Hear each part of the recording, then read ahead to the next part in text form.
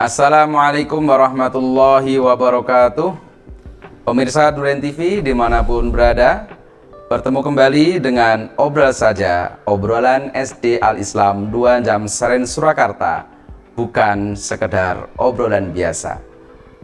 Para pemirsa dimanapun berada, pertama marilah kita panjatkan puji syukur kehadirat Allah Subhanahu wa Ta'ala, yang mana pada kesempatan hari ini kita masih diberi kesempatan, masih diberi kesehatan oleh Allah Subhanahu wa Ta'ala, menjalankan ibadah puasa dengan baik tanpa ada halangan suatu apapun.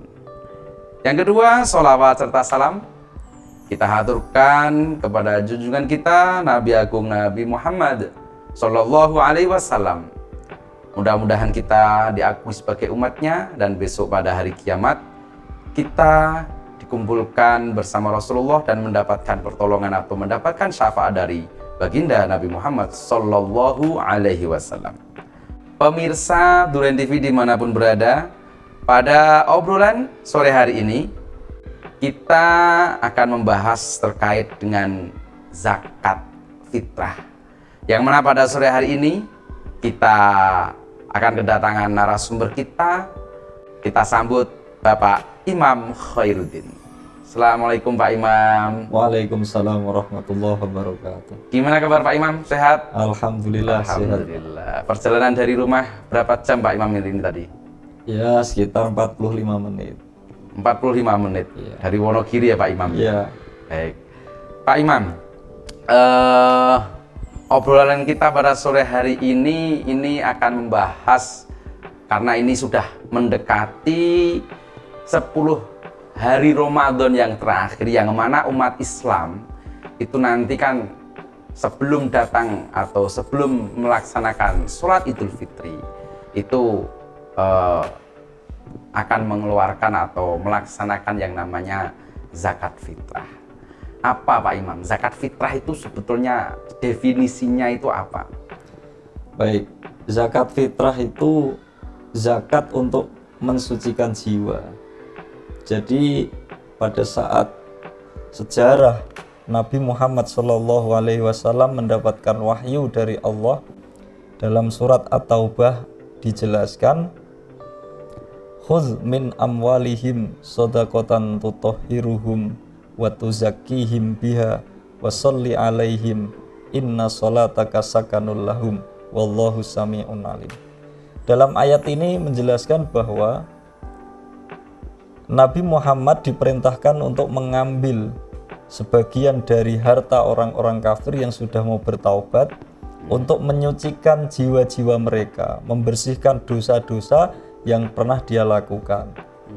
Kemudian Nabi juga memerintahkan kepada mereka untuk menjalankan sholat, karena sholat adalah untuk membimbing perjalanan hidup mereka. Maka ini merupakan awal daripada perintah untuk mengeluarkan zakat. Kemudian ada sebuah hadis yang spesifik untuk memerintahkan bagi umat muslim untuk mengeluarkan zakat fitrah, yaitu setiap muslim yang mampu itu wajib mengeluarkan zakat fitrah pada saat bulan Ramadan sebelum masuk waktu sholat Idul Fitri. Itu walaupun anak baru lahir pun wajib Pak? Wajib. Kalau anak yang masih di dalam kandungan pun? Kalau anak yang masih dalam kandungan tidak wajib. Oh, tidak wajib. Tapi berarti ketika sudah lahir maka itu wajib. Bahkan dalam masa Rasulullah itu budak sekalipun wajib mengeluarkan zakat fitrah. Budak? Iya. Tapi budak beragama Islam? Iya. Berarti betul. budak pun diwajibkan untuk mengeluarkan atau membayar zakat fitrah sebelum melaksanakan sholat Idul Fitri. Baik, Pak Imam, itu tadi terkait dengan zakat fitrah. Kemudian yang berhak untuk menerima zakat fitrah itu sebetulnya itu siapa saja Pak Imam?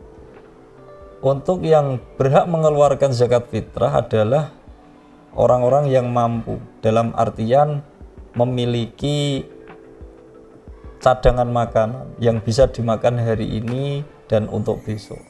itu sudah termasuk orang yang wajib mengeluarkan zakat fitrah.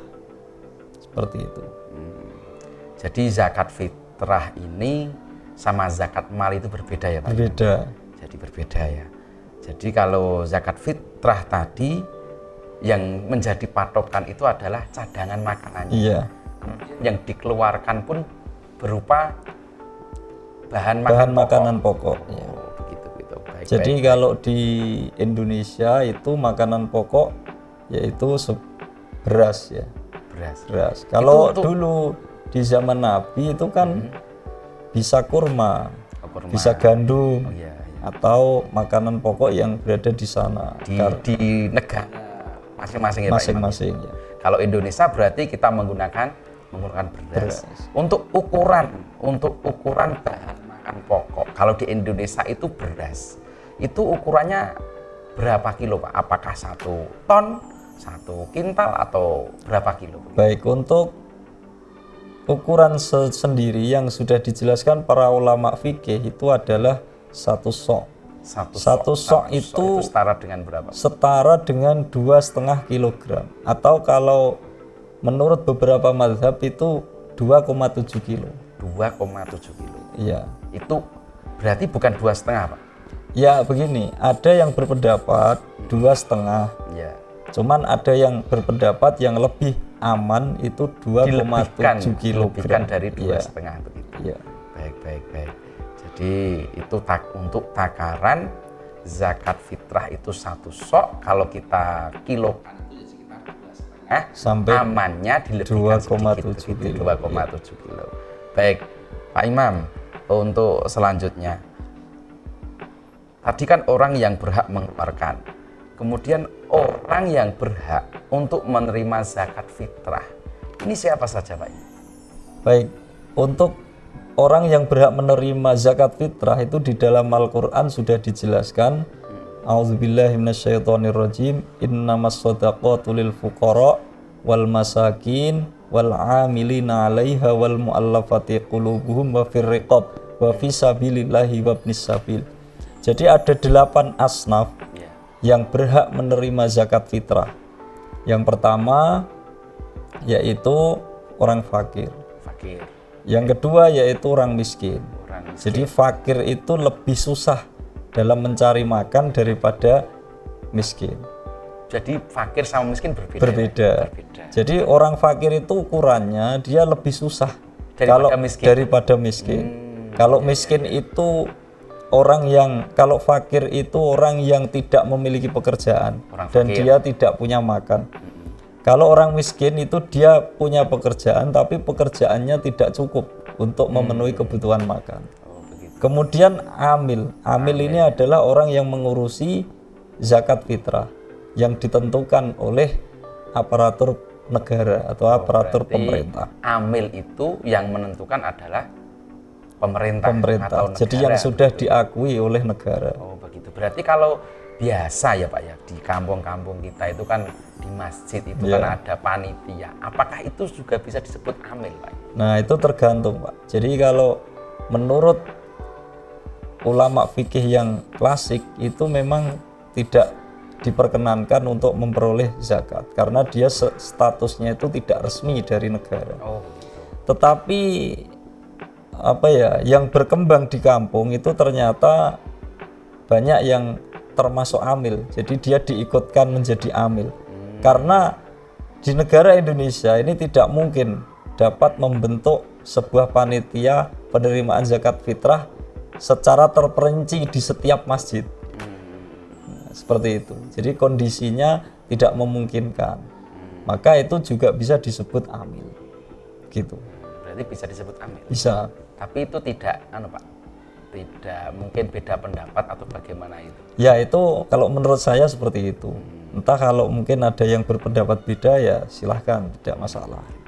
Terus kemudian yang selanjutnya wal mu'allafati qulubuhum, yaitu orang yang masuk Islam. Mu'allaf ini orang yang masuk Islam, kemudian ukuran dari mu'allaf ini bukan seperti yang kita ketahui secara umum.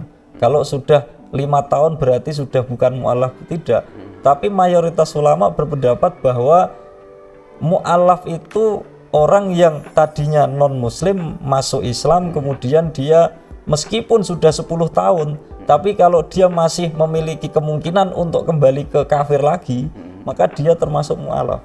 Oh gitu. Nah, jadi yang bisa menilai dia itu masih mu'alaf atau tidak, itu adalah masyarakat sekitar di situ sendiri.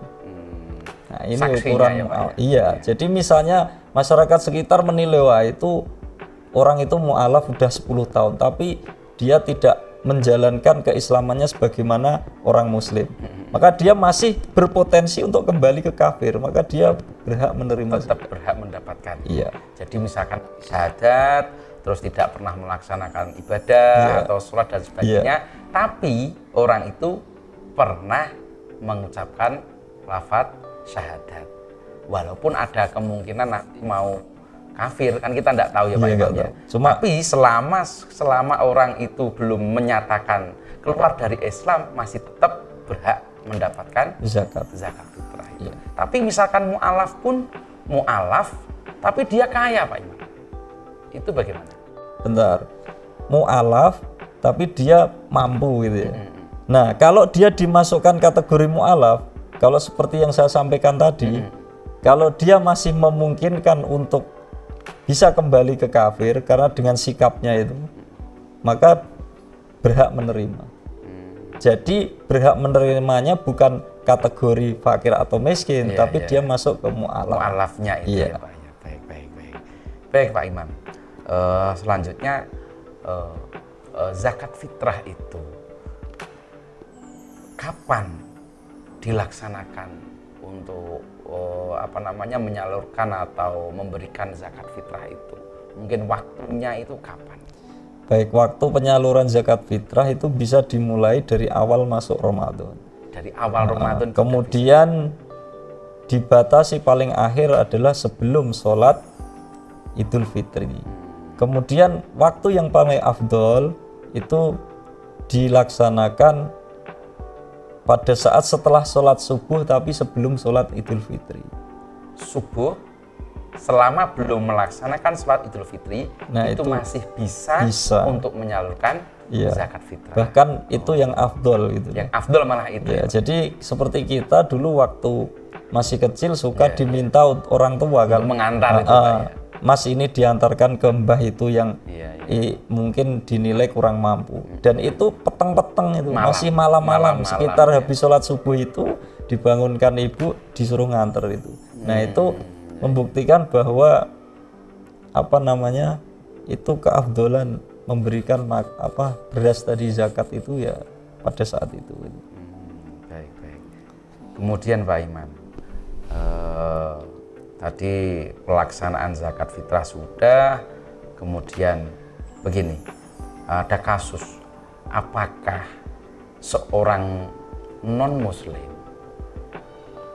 Pak Imam ini, itu kalau tadi kan orang mu'alaf ya, dari non muslim masuk Islam berhak mendapatkan zakat fitrah. Tapi kalau orang non muslim yang tidak mu'alaf tapi miskin kehidupannya, menderita, mau makan aja susah, apakah orang-orang seperti itu berhak untuk mendapatkan zakat fitrah?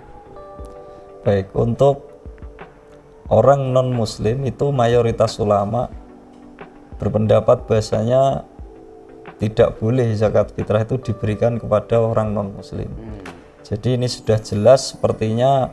Karena apa? Karena esensi daripada zakat fitrah adalah ibadah. Jadi ibadah menyucikan jiwa, membersihkan hati, itu tidak diperkenankan diberikan kepada orang yang selain agama Islam. Baik. Kemudian Pak Imam, mungkin ini yang pertanyaan yang terakhir. Banyak karena ini kan sekarang kemajuan teknologi itu sangat luar biasa. Bagaimana orang yang membayar zakat itu melalui dompet online? Itu bagaimana? Padahal dalam zakat itu jelas ketika kita mengeluarkan zakat itu kan kita harus melafalkan atau mengucapkan niatnya. Nah ini sementara melalui dompet online. Nah itu bagaimana? Apakah itu dan kita kan harus berhadapan ya Pak ya, ketika memberikan zakat itu mengucapkan niatnya pun itulah. Kalau melalui dompet online itu bagaimana Pak Imam? Baik, untuk zakat melalui online itu Zakat sebenarnya fitrah maksud saya. zakat fitrah.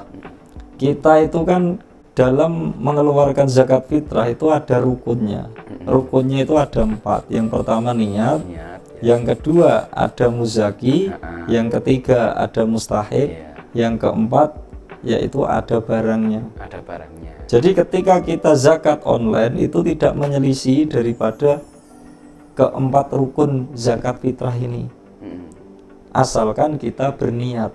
Iya. Jadi ketika kita mau transfer itu kita niat dulu, nawaitu an ukhrija zakatal fitri an nafsi Oke, oke. fardhul lillahi ta'ala, baru transfer. Transfer. Itu sah zakatnya. Hmm. Jadi ketika kita berbicara masalah fikih kontemporer tentang zakat fitrah, itu tidak lepas dari zakat fitrah online itu kan berarti nilai mata uang ya. Iya, iya. Nah, berarti ketika kita bicara nilai mata uang, kita harus sepakat dulu Mm-mm. boleh mengeluarkan zakat dengan uang.